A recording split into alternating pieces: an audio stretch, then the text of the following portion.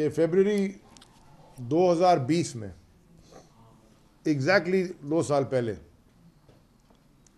इसी तरह के वाक़या हुआ एक शाम को, और किमाड़ी में 10-12 लोगों की वफ़ात हो गई। उन्होंने उस वक्त ये जो सिंध हुकूमत है, उन्होंने और उनके जो वहाँ से MNA हैं कादिर पटेल साहब, उन्होंने बड़ा शोर मचाया, हंगामा मचाया कि जी KPT पे कोई सोयाबीन का जहाज़ लगा हुआ है, और सोयाबीन के जहाज़ से वो धुआं ऐसा निकला है कि लोग उससे वफात पा गए। मैं उस जहाज़ के ऊपर खुद रात को खड़ा हुआ था, हालांकि मैं अस्थमा का पेशेंट हूँ। अगर सोयाबीन का जहाज़ था, मैं उस जहाज़ पे चढ़ा, वहाँ ऑफ लोडिंग देखी, खुद चढ़ के देख के आया, आपके मीडिया में चलाई। लेकिन उसके बाद थोड़ी सी तरफ तहकीक की और कुछ एक्सपर्ट्स के साथ बात की, तो उन्होंने मैं ऑफ द रिकॉर्ड बताया और कि दुनिया भर में एक फिनोमेना होता है कि नीचे गैसेस बिल्डअप होती हैं, और ये बाहर भी हमने देखा है। वो ऊपर कॉर्नर वो गैस को कैसे एग्जिट करते हैं। वो गैस कहाँ, ये वाली गैस हाइड्रोजन सल्फाइड कहलाती है, H2S केमिस्ट्री में। वो होती कहाँ है? जहाँ लैंडफिल हो, कचरे से लैंडफिल किया हो, ऑयल का काम हो रहा हो, केमिकल का काम हो रहा हो, सूएज हो, ये सारा ये कंबस्शन होता रहता है नीचे, और जब गैस ज़्यादा हो जाती है वो बाहर निकल आती है। और ये हवा से बाहरी गैस है, इसमें बदबू होती है, और ये नीचे रहती है, यानी कि फ्लोट ऊपर नहीं जाती। और क्या होता है कि जो लोग जिनके भी लंग्स वीक हैं, जिनको अस्थमा है या कोई भी ऐसी चीज़ है, ज़रा सी भी वीकनेस है, उनके ऊपर ये फ़ौरन इफेक्ट कर जाती है। और मैंने परसों ट्वीट भी किया था डायग्राम्स बता के। उस वक्त भी हमने कहा ये हाइड्रोजन सल्फाइड है और इसके ऊपर लोकल प्रोविंशियल गवर्नमेंट को एक्शन लेना चाहिए। ये फिर हुआ है। आज तो कोई सोयाबीन का जहाज़ नहीं लगा हुआ, पता नहीं किसके ऊपर आप ब्लेम डालेंगे। कन्फ्यूजन का शिकार है क्योंकि उनको पता नहीं कि क्या है, या पता है तो कुछ करना नहीं चाहते। मैं ये बताना चाहता हूँ कि किमाड़ी के कुछ इलाके टाइम बॉम्ब हैं इस गैस के लिए, टाइम बॉम्ब है। ये खुदा ना खास्ता, ये अभी तो 20 हो गए, ये कभी भी निकल सकती है कहीं से भी, और दुनिया भर में होते हैं, इसके टेस्ट होते हैं। हमने नेवी की एक्सपर्ट टीम बुलाई थी और उन्होंने जाके वो सारा मास्क पहन के, आपको याद है कि वो KPT था, वो कहते थे बू आ रही है, वो साइकोलॉजिकली लोग परेशान हो गए थे। सो देयरफॉर मैं सिंध हुकूमत से दोबारा अपील करता हूँ कि होश के नाखून लें, एक्शन करें। वो आपको एक्सपर्ट्स लाने पड़ेंगे, और ये जो ये बायोकेमिकल वाली एक्सपर्ट नेवी की टीम है, उनको आप इस्तेमाल करें तो दरख्वास्त करें। उनकी रिपोर्ट्स आई थी पहले भी। तो ये बड़ा ख़तरनाक है, और ये किमाड़ी के अंदर जो हुआ ये बहुत गड़बड़ है। तीसरी चीज़ जो जल्दी से मैं इसके ऊपर जिक्र करूं कि फ़र्रुख हबीब, फवाद चौधरी तो बेचारा अंदर है, जिस तरह उसके सर पे कपड़ा डाल के लेके आए, और उसके बाद अब कहते हैं जी फ़र्रुख हबीब जो है वो उसने डकैती डाल रहा था। अगर जो पाकिस्तान के सबसे बड़े डाकू हैं उनको आपने बैठा दिया असेंबलियों में, और उनमें जो सबसे बड़े हैं उनको आपने वजारतें दे के ओहदे दे दिए। तो ये जो, और फ़र्रुख हबीब को आप डाकू कह रहे हैं, यानी कि कोई आपको पंच नहीं समझ के आपने हुकूमत के साथ करना क्या है, हुकूमत चलानी कैसे है, हुकूमत का इकोनॉमिक कंडीशन कैसे चलेगी, गवर्नेंस कैसे कहते हैं, कोई स्ट्रेटेजिक प्लानिंग नहीं है, ना शॉर्ट टर्म लॉन्ग टर्म, रोज़ के रोज़ अहमकाना फैसले कर रहे हैं। और कल जो इसहाक डार ने प्रेस कॉन्फ्रेंस की, वो प्रेस कॉन्फ्रेंस में बैठ के जो उन्होंने वो आए थे अपना गुरु नानक बन के फाइनेंस के, वो तबाही जो उन्होंने की है जब से वो आए हैं। और कल तो इतना डिफीटिस्ट मेंटालिटी थी कि अल्लाह पाकिस्तान की इकॉनमी की तहफ़्फ़ुज़ करेगा। भाई वो तो हर चीज़ का तहफ़्फ़ुज़ अल्लाह करता है, लेकिन वो आपको याद है ना कि ऊँट बांधो ना, तो अगर चोरों को बिठा दिया है जिनका सिर्फ एक काम था अपने केसेस माफ़ करवा के अपने एसेट्स उन्होंने अनफ्रीज करवा लिए 5.2 अरब बिलियन रुपयों के, वो सारे अन करा दिए।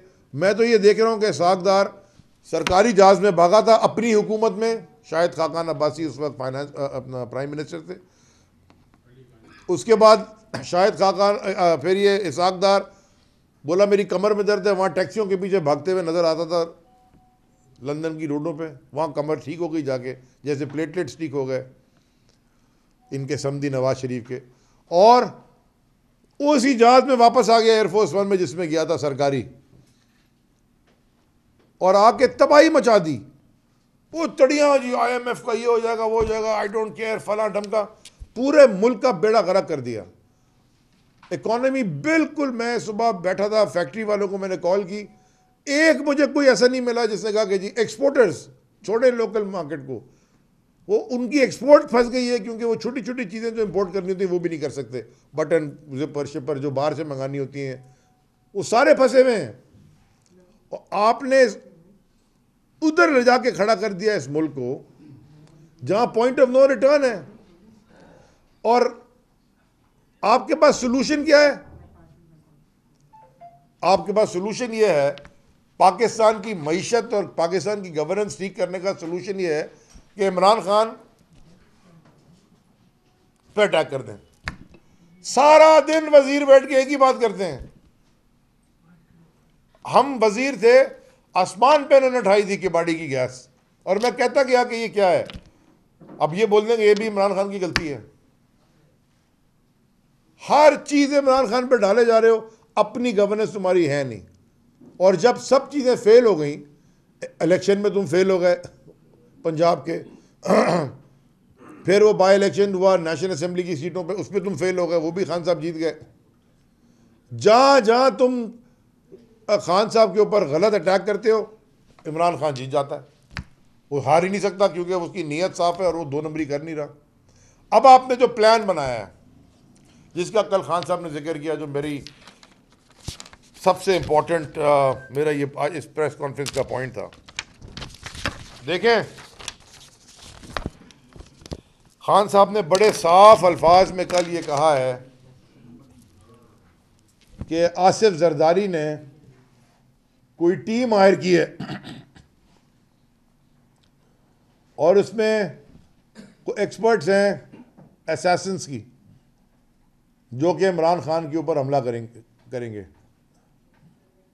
कातिलाना हमला करने। एक तो हो चुका है ना, अल्लाह ने बचाया, फिर दोबारा वो करना चाहते हैं। और उन्होंने ये भी कहा है कि उनके पास ये इन्फॉर्मेशन है कि बहुत सारे लोग पाकिस्तान के भी, उसमें ताकतवर लोग पाकिस्तान के भी उनके साथ इस साजिश में शामिल हैं। अब मैं डायरेक्टली पाकिस्तान की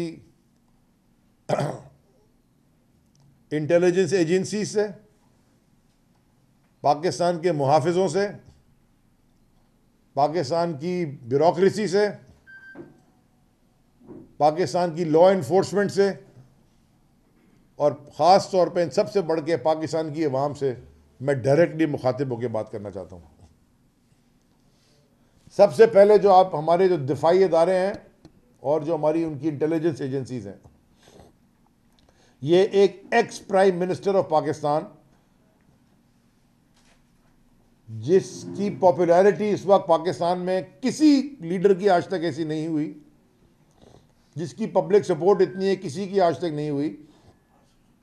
अगर खाली शक होता है कि इमरान खान को गिरफ्तार करने आ रहे हैं, तो हजारों हजारों आदमी जाके गेट पे खड़े हो जाते हैं, औरतें बच्चे सब। जिसके ऊपर आप कुछ प्रूव नहीं कर सके, जिस पे आपने सारे झूठे मुकदमात लगाए, और जब चैलेंज किया गया, जैसे तोशा खाना, वो खुद ही भाग गए जी, वो केस ही वापस ले लिया, क्योंकि जब रिकॉर्ड मांगा के पता चला जी इन्होंने तो पूरा मुल्क ही खा लिया। आपका ये फर्ज है कि आप इमरान खान को हर तरीके की प्रोटेक्शन दें। ये पाकिस्तान का नाम, हम 55 साल की उम्र है, मैं तो जब से आंखें होश संभाला है इमरान खान का नाम सुनते हैं। पाकिस्तान का नाम हमेशा इमरान खान ने फ़ख्र से बुलंद किया है। ये चाहे स्पोर्ट्स क्रिकेट का मैदान हो, चाहे फिलांथ्रफी का हो, चाहे सियासत का हो, चाहे कश्मीर का कॉज हो, चाहे नामूस रिसालत की बात हो, चाहे यूनाइटेड नेशंस का फोरम हो, चाहे वर्ल्ड लीडर्स हो, ये झूठ फैलाते हो तुम कि ये पता नहीं कौन नहीं आने देना चाहता। वो तो फोटो खिंचवाते थे इमरान खान के साथ, सेल्फियां ले रहे थे, हमने खुद देखा है अपनी आंखों से। उसका इस कौम पे एहसान है। पाकिस्तान का दुनिया में फुटप्रिंट रखा है इमरान खान ने हर शोबे में जिसमें उन्होंने हाथ रखा। अगर आपकी ये प्लानिंग है कि आप इमरान खान के साथ उनके डर से सारा उनको खुदा ना खास्ता कत्ल करने की साजिश बनाई है, मैं आपको आज बता रहा हूँ, अगर खुदा ना खास्ता इस तरह का एक दफ़ा तो अटैम्प्ट हो गई, अल्लाह ने बचाया, बचाने वाला रब की ज़ात है, उनका बड़ा भरोसा है, उनकी टांगें इंशाल्लाह एक आध 2 हफ्ते में ठीक हो जाएंगी, वो फिर आ जाएंगे रोड के ऊपर और फिर आ जाएंगे जलसो जलूस में और अवाम में। ये आपकी, मैं शदीद अल्फाज में हुकूमत की मजम्मत करता हूँ जो उन्होंने सारी सिक्योरिटी और पुलिस सारी विड्रॉ कर ली है खान साहब के घर के पास से और खान साहब के पास से। पंजाब हुकूमत ने की हटा ली और केपी की जो थी वो भी हटा ली। मैं आपको कह रहा हूं, अगर आप खुदा ना खास्ता इमरान खान को कुछ हुआ, ये मुल्क वहां चला जाएगा जहां से शायद वापस ना आ सके। मेरी आपसे गुजारिश है, होश के नाखून लें। आपने ये जो अना का मसले बनाए हुए, ईगो और एरोगेंस में, आप गुरूर में इस मुल्क को तबाह कर रहे हो, जिद में कर रहे हो, जिद लगाई हुई है आपने। अभी वो कल गवर्नर कह रहा है कि अभी कहेगा कि जी वो तो एस्टैब्लिशमेंट बताएगी इलेक्शन कब होने। तुमने कानून पढ़ा है, कॉन्स्टिट्यूशन पढ़ा है?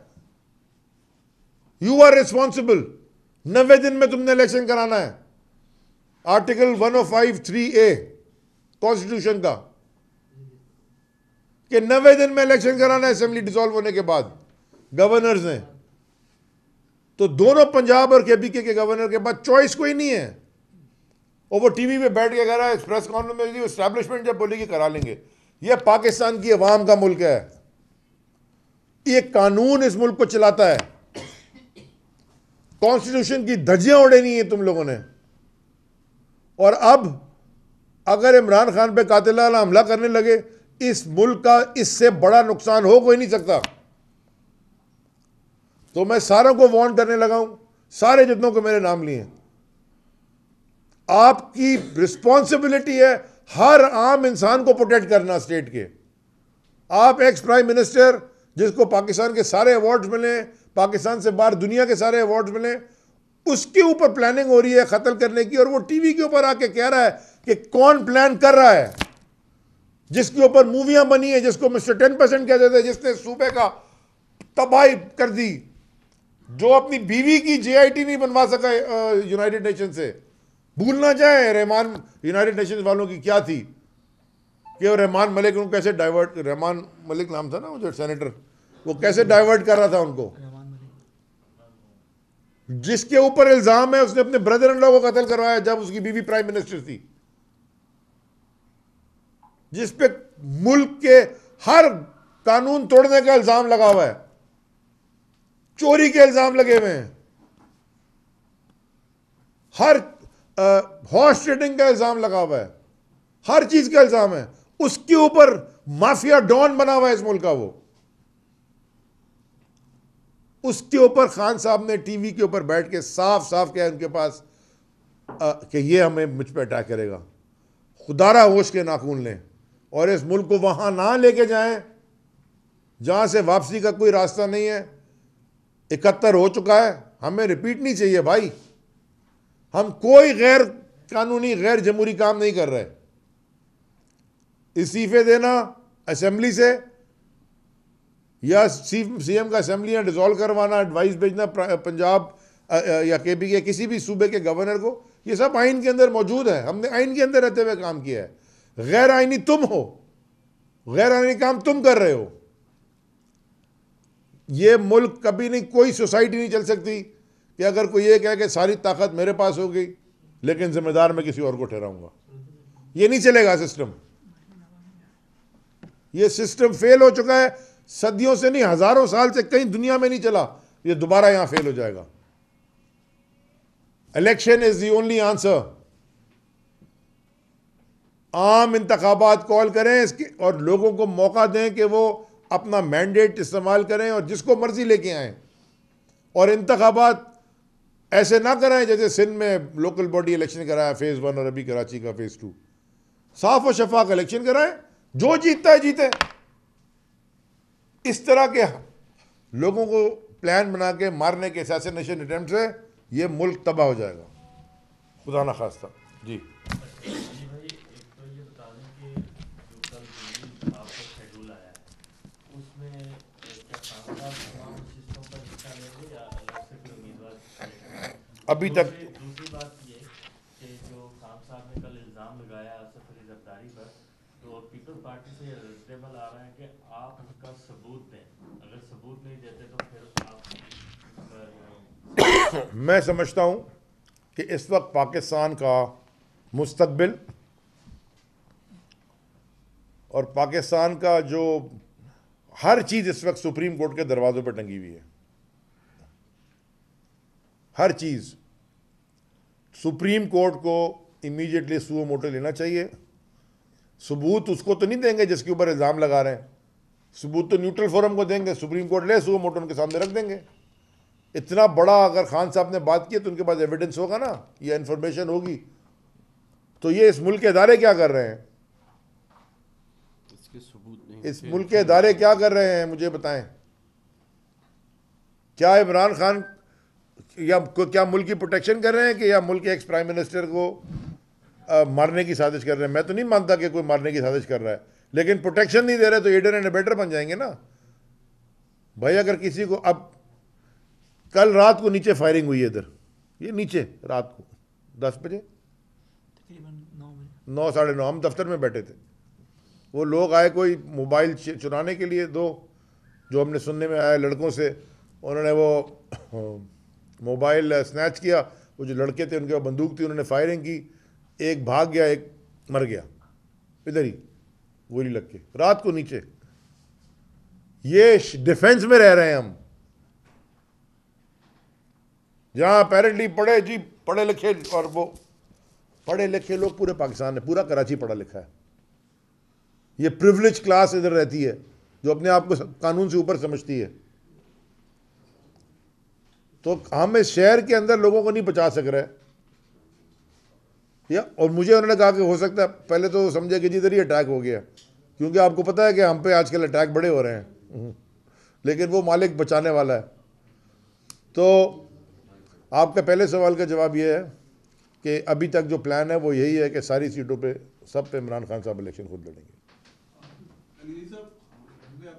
कहते हैं कि जमहूरियत बेहतरीन इंतकाम है, तो क्या वाकई आपको उस बेहतरीन इंतकाम का निशाना बनाया जा रहा है? और दूसरा सवाल ये कि आपने कहा कि ऐसा टीम जो हायर की है कातिलों की, तो थोड़ा सा और भी मजीद थोड़ा सा इसकी तफसील भी बता दें कि कहाँ से की गई है, क्या वो यहाँ से है या इंटरनेशनल है या कुछ, इसकी थोड़ी सी मजीद तो बता देखें, जो आपने पहला बात की जमहूरियत बेहतरीन इंतकाम है, तो ये जमहूरियत जो जिस तरह की जमहूरियत पाकिस्तान में है, और ये जो जमहूरियत इंतकाम ले रही है पाकिस्तान की अवाम के साथ, ये को बड़ा ही अवाम ने क्या जुल्म किया कि ये इनका इंतकाम है कि इनके पास गैस नहीं है, बिजली नहीं है, पानी नहीं है, आटा है तो गैस नहीं है, गैस है तो आटा नहीं है, तालीम तबाह है। मैं तो अब सूबा सिंध की बात करूँगा कि इन्हीं की लाइन थी ना, democracy is the best revenge, ये इन्हीं की लाइन थी ना, जरदारी साहब की जमात की, बेनज़ीर भुट्टो शहीद ने ये लाइन दी थी पहली दफ़ा, वो आज तक उसी पे खेल रहे हैं। ये बिल्कुल उन्होंने रोटी छीन ली, कपड़े फाड़ दिए और मकान डुबा दिए। ये है इनकी जमहूरियत की डिफेंस, ये है इनकी जमहूरियत की लाइन। जहाँ तक आपके दूसरे सवाल आपने पूछा, जितना खान साहब ने कल बताया वो अभी उतना ही बताना चाहते हैं। जब और इन्फॉर्मेशन वो देना चाहेंगे वो खुद देंगे। उन्होंने अगर बैठ के पूरी कौम से खिताब करके प्रेस टॉक की है और ये बताया है, तो उनके पास इतना बड़ा इल्ज़ाम तो कोई ना कोई इनके पास सबूत तो होंगे, इन्फॉर्मेशन तो होगी। जैसे कि हम गए किमाड़ी पे, हम पे अटैक कर दिया, पथराव कर दिया।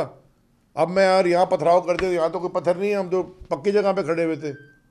फिर हम अंदर गए, वहाँ बाहर पता चला वहाँ बंदूकें लेके आ गए, 3-4 फायरिंग कर दी, मीडिया के लोगों के सर फटे। कम से कम 3-4 कैमरामैन को तो मैंने खुद निकाला पीछे से, फिर सारे वर्कर सारों को निकाला, फिर हम आखिर में जो रह गए 4-5 MNA MP, फिर हम निकले। उस पर तो सारे खेल रहे हैं और हम पे ही बना दी FIR। अब सुबह बेल करा के आए हैं अल्हम्दुलिल्लाह, दोबारा सुबह ATC की। तो ये इंतकाम ले रही है जमहूरियत। उन्होंने CCTV फुटेज भी डाली आपके सोशल मीडिया। भाई मैं एग्जिट कर रहा हूँ, मैं तो कह रहा हूँ, मेरे पास तो ना बंदूक थी ना पत्थर था, तो मैंने सारों को निकाला, कैमरामैन उनके सर फटे हुए, वो भी आप देख लीजिए, वो भी फुटेज है, सबके पास है। वो उसी दिन चलाई है मीडिया ने जिस दिन अटैक हुआ था 18 को। ये तशद्दुद की सियासत हम नहीं करते, हमने कभी की नहीं। हम वोट की सियासत कर रहे हैं भाई। वो जो झूठ बोलते हैं ना, वोट को इज्जत, तो उन्होंने बड़ी इज्जत दी है, वोट को तबाह कर दिया है, गुंडा कर दी। उनके पास गुल्लू भट्ट उनके पास है। हमारी जमात से कभी आपको सहूलत मिलती है, ज़हर बलोच, गुल्लू भट्ट, इस तरह के लोग नहीं मिलते। हमारे यहाँ ये तरबियत ही नहीं है। पहले एस्टैब्लिशमेंट से आपके अच्छे ताल्लुकात थे, तो लोग ये कहते हैं कि आपकी गवर्नमेंट उन्होंने बनाई। आज आप खुद ही अपने एक्स प्राइम मिनिस्टर ने उसकी सिक्योरिटी के लिए एस्टैब्लिशमेंट की तरफ देख रहे हैं, तो आपको ऐसी क्या थ्रेट है कि आप खुद क्यों नहीं बात कर रहे? और अगर बात ये रही कि पाकिस्तान की बात है, तो जो प्रेसिडेंट आरिफ अलवी साहब हैं वो कोशिशें कर रहे हैं कि गवर्नमेंट या आपकी पार्टी को मिल जाए, लेकिन दोनों पार्टियां, चाहे पीटीआई हो या गवर्नमेंट हो, पाकिस्तान में नहीं सोच रही। वो अपनी लड़ाई लड़ रहे हैं, वो अपनी लड़ाई लड़ रहे हैं। इलेक्शन कितने इलेक्शन कराएंगे? वो इलेक्शन ही कराते रहेंगे, कुछ होगा भी? जरा ही बताइए। देखें, पहले तो मैं थोड़ा सा माजरत के साथ अगर हम पावर पॉलिटिक्स कर रहे होते मेरे भाई, तो ना हमने असेंबली से इस्तीफ़ा देना था, ना हमने पंजाब की असेंबली डिज़ोल्व करनी थी, ना खैबर पख्तूनख्वा की असेंबली डिज़ोल्व करनी थी। हम तो हुकूमत ने 70% पाकिस्तान पे, तो और गिलगित बल्तिस्तान और आज़ाद जम्मू कश्मीर मिला के 70% पाकिस्तान पे तो तहरीक इंसाफ की हुकूमत थी, और 126 सीटें हमारे पास थी। वो अगर हम बैठे रहते तो वो जो वहाँ गए थे वो वापस भी आ सकते थे। ये भी था ना, वापस आके फिर हम वोट ऑफ कॉन्फिडेंस कर लेते। इशू क्या था? इशू ये है कि ये जो पूरा निज़ाम है, इसकी ये हमें पता था, ये जो जुल्म के पहाड़ हमारे में फेंक रहे हैं, ये हमने इसकी सारी रिस्क एनालिसिस की थी, डिस्कशंस किए थे कि ये भी होगा, ये भी होगा। हम ये सैक्रिफाइस देने को तैयार हैं, ये मुल्क की खातिर ही सैक्रिफाइस दे रहे हैं, क्योंकि अगर ये जो बैठा हुआ टोला ये बैठा रहा, देखो हो क्या रहा है, सारे पाकिस्तान के अंदर लोगों को पता है और बाहर के लोगों को भी पता है कि जनाब इनका फ्यूचर नहीं है, ये कभी भी मतलब हुकूमत जा सकती है। और अगर पूरा भी कर लें अगर, तो अक्टूबर तक में तो इलेक्शन होना ही है। तो कोई लॉन्ग टर्म पोजीशन लेने को तैयार नहीं है पाकिस्तान में। इसका मतलब है, लॉन्ग टर्म पोजीशन का मतलब है कोई लंबी तगड़ी इन्वेस्टमेंट करने को तैयार नहीं है, कोई पैसा लगाने को तैयार नहीं है। और जिस तरह के हालात हैं, वो पाकिस्तानी खुद पाकिस्तान में पैसा लगाने को तैयार नहीं है, तो कौन बाहर वाला पाकिस्तान में लगाएगा? तो जब आप हुकूमत इलेक्शन के ज़रिए, जब आप 5 साल का मैंडेट पे कोई आता है, एक स्टेबिलिटी आती है।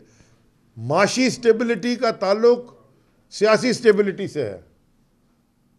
अगर सियासत स्टेबल होगी, मईशत भी तरक्की करेगी, और इन दोनों की वजह से नेशनल सिक्योरिटी लिंक्ड है। अगर आपकी पॉलिटिकल अनस्टेबिलिटी है, इकोनॉमिक अनस्टेबिलिटी है, आपकी नेशनल सिक्योरिटी थ्रेटन हो जाती है। ये पूरी ये उसूल है। तो इसलिए आपसे इलेक्शन की बात की जा रही है कि लोगों को कोई होप हो कि हमारी अपनी मैंडेट दी हुई हुकूमत आएगी, और फिर हम उनसे सवाल पूछेंगे। इनके पास तो मैंडेट था नहीं, ये तो अपोजिशन में सिंध हाउस में जरदारी ने खरीदो फरोख करके हुकूमत बनाई, और बाहर से उनको पता चल गया कि भाजपा साहब के इसमें क्या प्लानिंग थी हुसैन हक्कानी के साथ मिलकर, वो भी सारी चीज़ें सामने आ गई हैं। तो इस तरह मुल्क आगे नहीं बढ़ सकता। सर मेरा एक सवाल है। जी सर। प्लीज, ये लोग कह रहे हैं कि पहले आप लोग कह रहे थे कि हम तैयार हैं जेल जाने के लिए, लेकिन अब ये डरते हैं। हम तो जेलें इन्होंने अपने दौर में, यानी आप लोग को कह रहे हैं कि इन्होंने अपने दौर में हर पार्टी के लीडर को जेलों में डाला, और अब ये खुद जो है डर रहे हैं, भाग रहे हैं। ये हम सुनते हैं। ना कोई डर रहा है, ना कोई भाग रहा है। अगर डर भाग रहे होते, ये हुकूमतें हम डिज़ोल्व नहीं करते। हम सारे, हमारे पास पूरी पावर हुकूमतों की थी, हम बैठे रहते। तो हम बिल्कुल भाग रहे हैं, डर नहीं रहे। मैं सिर्फ एक आखिरी ऐलान ये कर दूँ, ये बड़ा ज़रूरी इम्पोर्टेंट ऐलान है कि खान साहब, इमरान खान और तहरीक इंसाफ की लीडरशिप के साथ, फवाद चौधरी के साथ, आज हमने 4 बजे नुमाइश पे एक यकजहती का प्रोग्राम रखा है, जिसमें दरख्वास्त है सारे कराची के लोगों को, सारी पार्टी तो हमारी आ रही है कि सब वहाँ इकट्ठे हों और हम बताएं कि ये जो तमाशा लगाया हुआ है इन्होंने, और ख़ास तौर पे इमरान खान के ऊपर जो असैसिनेशन अटेम्प्ट होने वाली है, ये किसी सूरत भी हम कामयाब नहीं होने देंगे। शुक्रिया।